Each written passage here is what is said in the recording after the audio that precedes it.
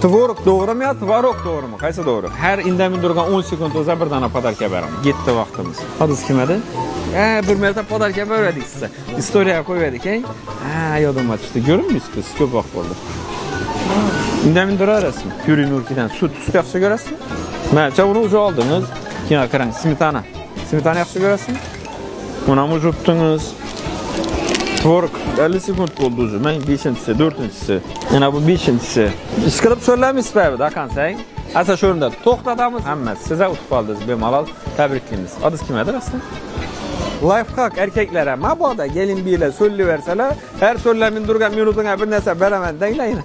Söylemediler. Hem için değil yine var. Slivki var, smetana var. Şu an sana özünde iki test. Şu tebrikliyim size. Sağ salavat. Rahmet. Buldu söylediyiz kayıtıp alamam mesela. Yok. Hazır tebrikleme sağ salavat olun. Sizle her doyum süpermarketimizde görüşten xursand bolamız.